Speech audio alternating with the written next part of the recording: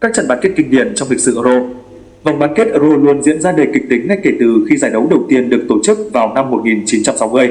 Hãy cùng nhìn lại những trận đấu hấp dẫn nhất ở loạt trận bán kết trong lịch sử Euro với sự tỏa sáng của nhiều danh thủ bóng đá lừng lẫy một thời. Pháp 4 năm 54, 1960. Có thể nói đây là trận đấu đầu tiên tại một vòng chung kết Euro với chất lượng rất cao. Mặc dù diễn biến trận đấu cho thấy có rất ít dấu hiệu để người hâm mộ có thể cảm nhận được một trận đấu kịch tính sẽ xảy ra.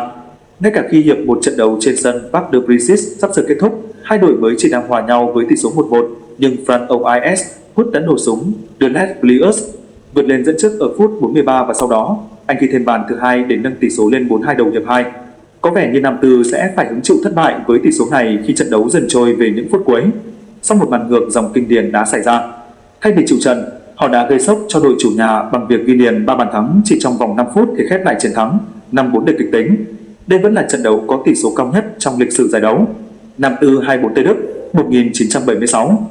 Đương kim vô địch Tây Đức đang rất gần với thất bại ở Belgrade cho đến khi huấn luyện viên Helmut Sieichin thực hiện một trong những pha thay người ấn tượng nhất mọi thời đại.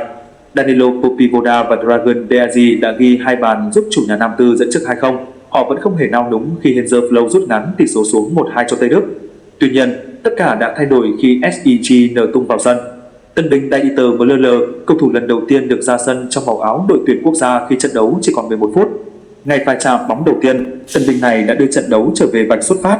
Hòa 2-2 khiến hai đội phải bước vào hiệp phụ và lại là Müller tỏa sáng với thêm bàn nữa để ấn định một chiến thắng ngược dòng khó tin cho Tây Đức. Vào đến chung kết, Müller vẫn tiếp tục cái duyên ghi bàn của mình, song vẫn không thể giúp Tây Đức thoát thua trước tiệp khắc trên chấm đá luân lưu. Pháp 3-2 Bồ Đào Nha 1984.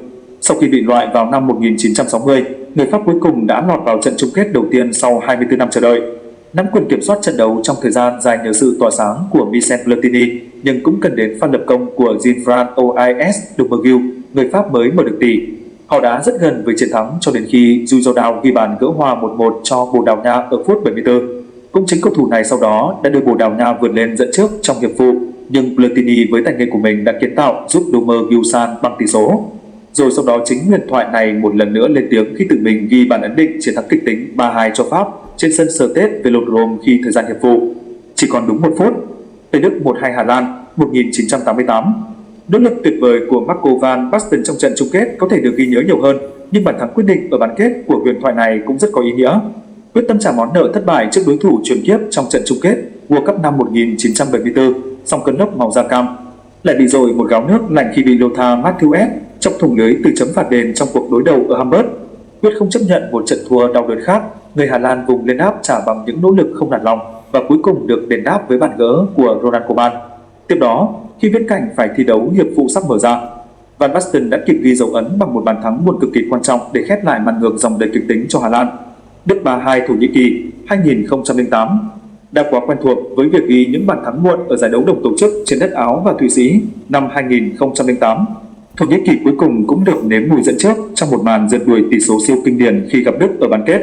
Thiếu vắng nhiều trụ cột, đoàn quân của huấn luyện viên Fatih Terim đã vươn lên dẫn trước nhờ công của U ở vòng đầu, song Basten Schweinsteiger cũng nhanh chóng gỡ hòa cho Đức. Miroslav Klose tiếp đó ghi bàn mang về lợi thế cho cỗ xe tăng khi trận đấu còn 11 phút. Tất nhiên, Thổ Nhĩ Kỳ không dễ dàng chịu thua như vậy. Họ vùng lên đáp trả và được tưởng thưởng bằng bàn gỡ 2-2 của Semien Keki. Tuy vậy, nụ cười chiến thắng cuối cùng vẫn thuộc về người Đức khi Philip làm khép lại trận đấu kịch tính với pha lập công quyết định ở phút 90.